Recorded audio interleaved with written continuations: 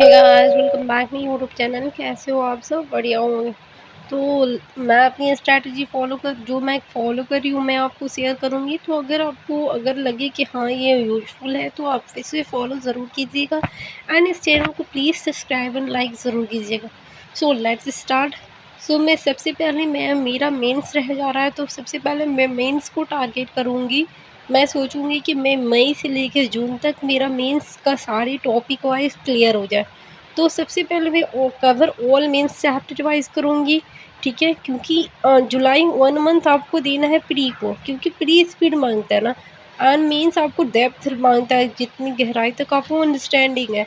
तो अब मैं मेंस की अभी से ही स्टार्ट कर रही हूँ, मैं प्री बिल्कुल नहीं देखूँगी, मेरे प्री का सिलेबस कंप्लीट है सारे।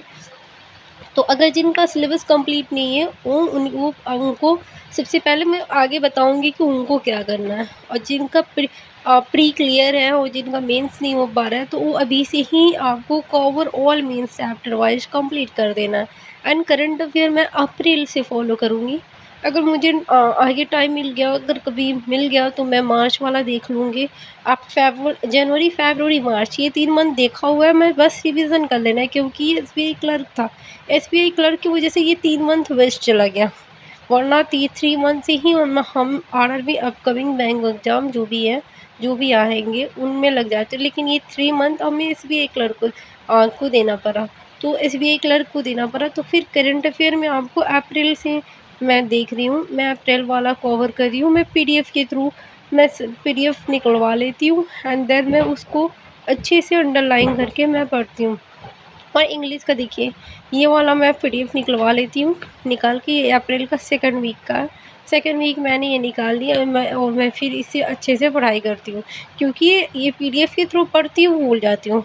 तो ये बेटर है, ये आपको अच्छा रहेगा, क्योंकि जब एग्ज़ाम नज़दीक आ जाता है तो बस आपको रिवीजन करना रहता है एंड करंट अफेयर, ठीक है। और इंग्लिश को मॉक टेस्ट सॉल्व करना है, जितना मॉक टेस्ट सॉल्व करो, ठीक है। और मॉक टेस्ट सॉल्व करोगे बहुत मतलब यूज़फुल होगा। रीजनिंग का चैप्टर वाइज मेन स्ट्रेस दूँगी और मैं वो शेयर करूँगी आपको, ठीक है। क्वांट का number system, algebra, quadratic equation, ये क्वांट वाले जो 10 मार्क तक देखने को मिल जाते हैं, तो इसे मैं अच्छे से अच्छे मतलब सॉल्व को वीडियो क्लासेस लगाऊंगी, देन सॉल्व करने की कोशिश करूँगी। और arithmetic chapter wise, without arithmetic आप प्री तो क्लियर कर लोगे बट मेंस नहीं हो पाएगा। 100% आपको देना ही देना है अर्थमेटिक में। और कंप्यूटर पे यूट्यूब फ्री क्लासेस मैं वो डिस्क्रिप्शन में लिंक डाल दूंगी। जो कंप्यूटर अभी से हमें करंट अफेयर एंड कंप्यूटर दोनों अभी से ही हमें साथ लेकर चलना है, वरना देखो बहुत सारे स्टूडेंट को जिनका सिलेक्शन हो गया वो कंप्यूटर, इंग्लिश और करंट ये 3 को वजह से ही सिलेक्टेड होते हैं, क्योंकि रीजनिंग क्वांटिक इस हद तक आप जाकर रुक जाते हो। कौन एग्री करता है? अगर जो एग्री करता है प्लीज़ कमेंट ज़रूर कीजिएगा, क्योंकि English English scoring scoring subject है। मेरा इंग्लिश तो बहुत वीक है, तो मैं स्कोर ज़्यादा नहीं कर सकती। देखिए इंग्लिश के लिए मैं ये हिंदू ट्यूटोरियल में निकलवा लेती हूँ। जैसे इलूसिव ट्रेस एक वर्ड हो गया, मुझे समझ में नहीं आ रहा, तो हम अंडरलाइन यहीं पे कर लेंगे, और ये जो ब्लैंक स्पेस है उसका सिनोनिम्स एंड उसका वर्ड मीनिंग क्या होता है वो नोट कर लेंगे, ठीक है।